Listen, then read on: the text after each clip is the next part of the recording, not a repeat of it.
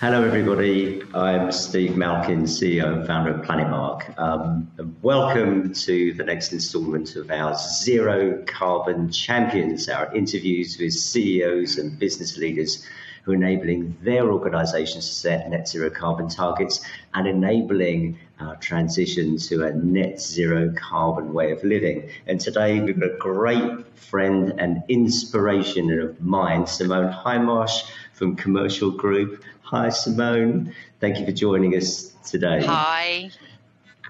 It's a pleasure, It's Steve. so good to see you again. Now, we know that you and I can talk a lot, so we're under strict instructions to keep this to a sort of 10-minute interview, which will be a world record for us, and go through 10, 15 minutes, you sneak an extra 5, go through a few key questions about you and your net zero carbon journey and why it's so important. So can I launch straight away with the first question, which is tell us a bit about you, Commercial Group, and where you are on your net zero carbon journey.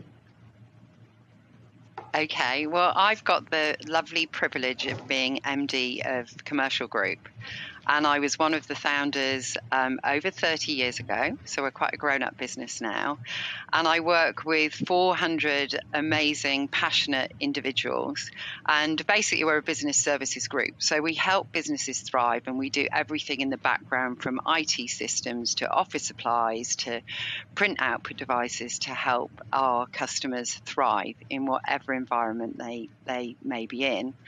And in terms of sustainability, I was invited by Sky when I was a BDM, which was 15 years ago, to see Al Gore when he did The Inconvenient Truth.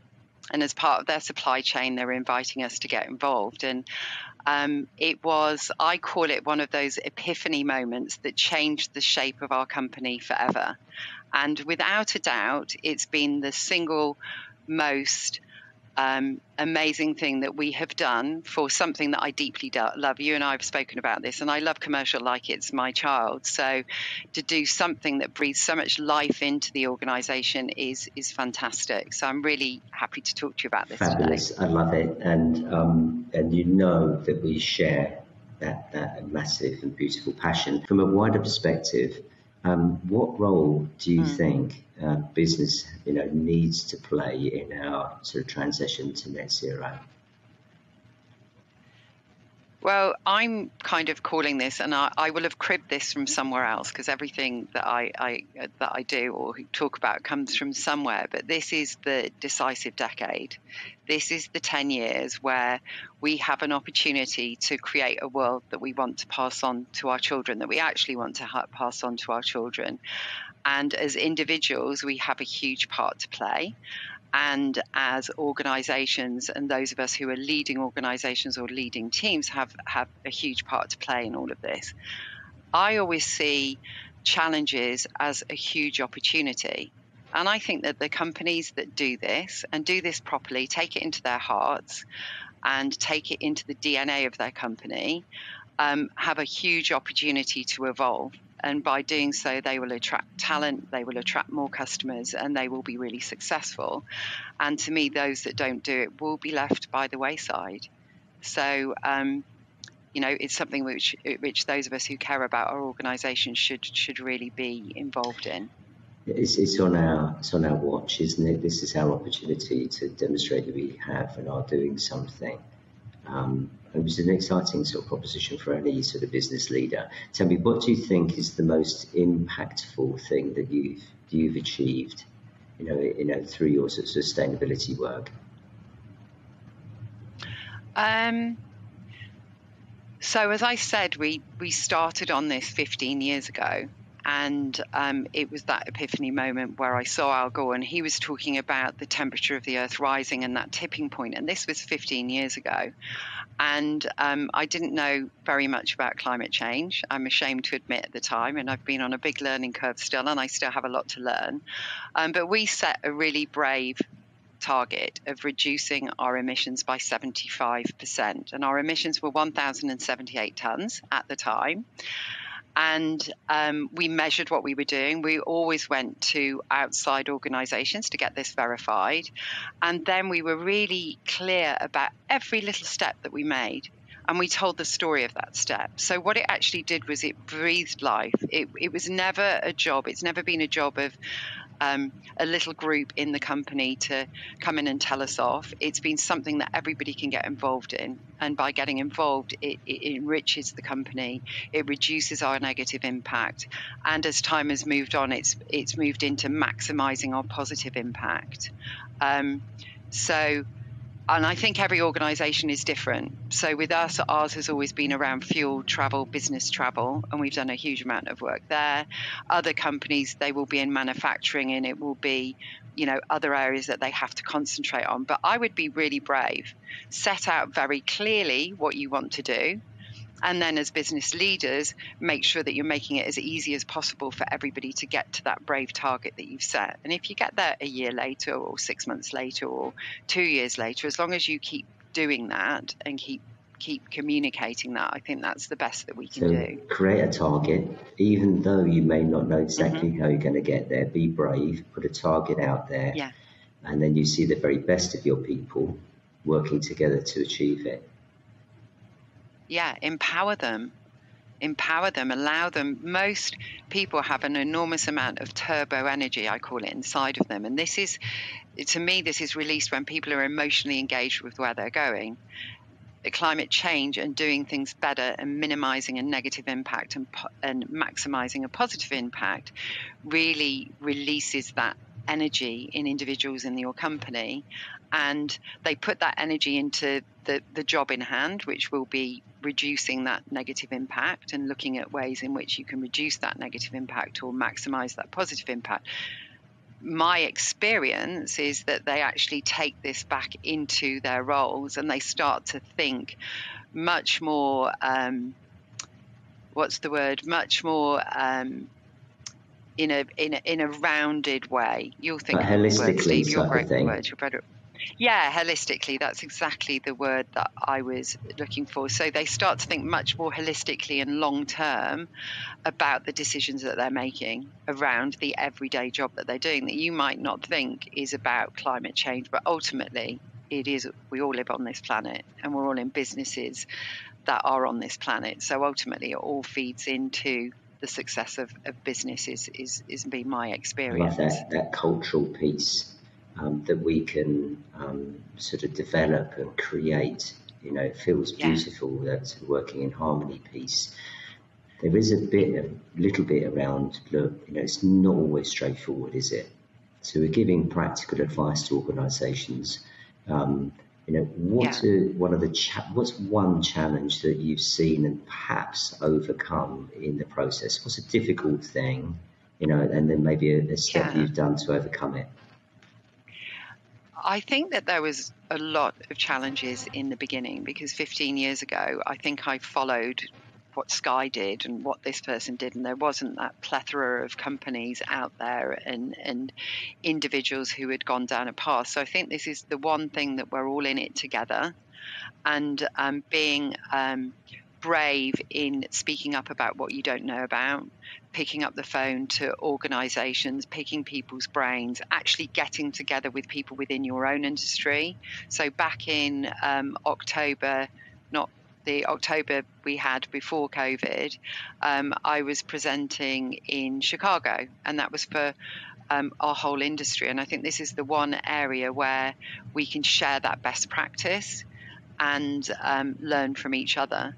So I think, to answer your question properly, the biggest challenge for us has always been around fuel and our fuel consumption.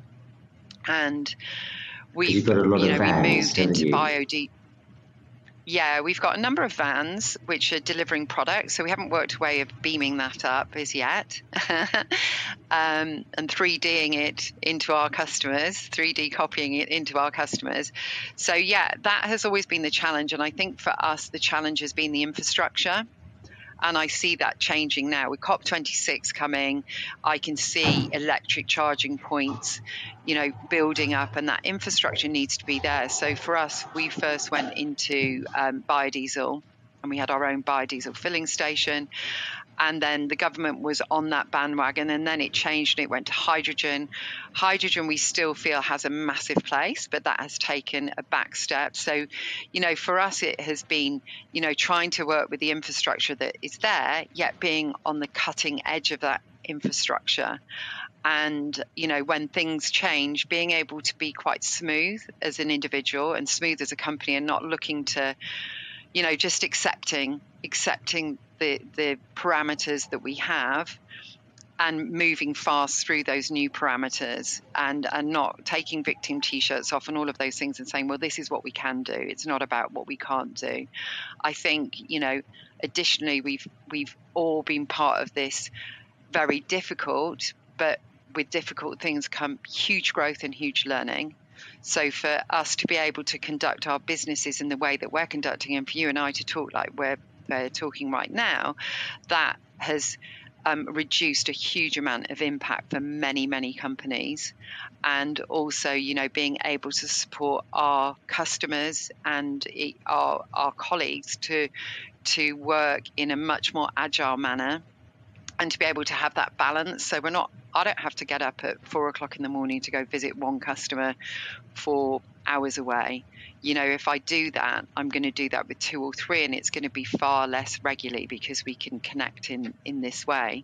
So there's lots of things that we've been able to adapt to in the last year, and I'm a big believer in fate. That happened for a reason, and it's really important that we continue to utilise technology in a positive way. Technology isn't there that we can embrace to create new habits. Zero carbon's coming very quickly towards organisations.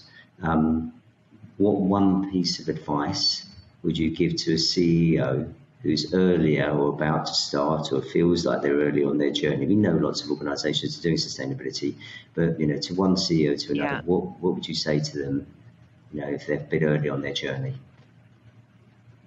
I think that they would be pleasantly surprised by the energy and enthusiasm within all of their staff that work within the company to drive this forward. So I certainly wouldn't give it to a small group of people. I would spread the workload, because, more hands make light work. Always be very clear about where you're trying to get to, and be brave, because we need to be brave. We all need to be brave. And actually, there's so much technology and support and so many things there to make it absolutely viable and possible for us all to be able to do this. So be really brave, and don't actually think that it will make you commercially uncompetitive. Quite opposite has been the truth. I've been doing this for 15 years, and the opposite is actually true. There is nearly always a return on investment. And in terms of you attracting that talent and attracting those customers, now is the time. It's been like that for 15 years, but now I'm seeing it more and more and more and more. I love that. Now is the time. Yeah, and embrace everyone in the organisation. Maybe one last question for you. What do you see as the sort of brighter future?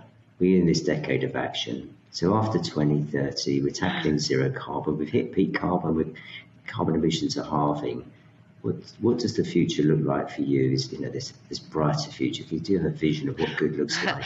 It's funny you say this, because I quite often play this game with my friends of, if you could create another planet, what would that planet look like?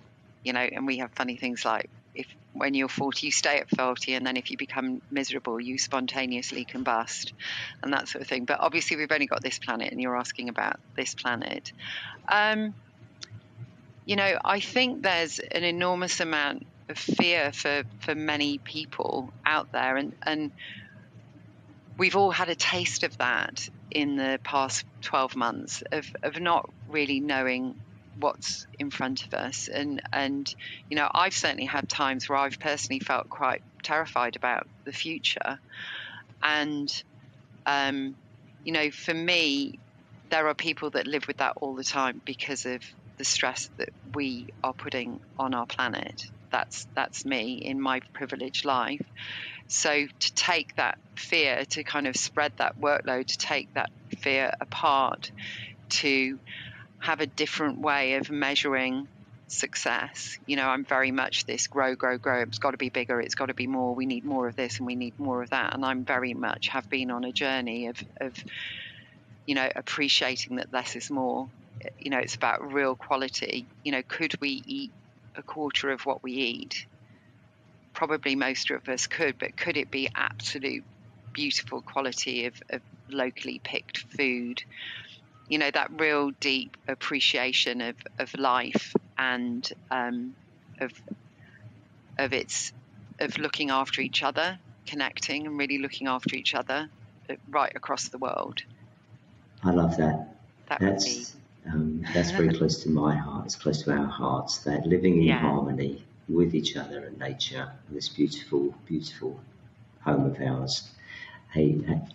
Well, on my other planet, all animals can speak. Oh, as well. Man, now we're really talking. And they just kind of live amongst us.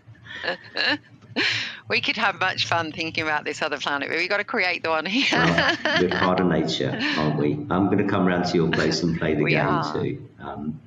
While we're together on this planet, it feels better to me every time we talk. Thank you so much for being one of our zero carbon champions, Simone.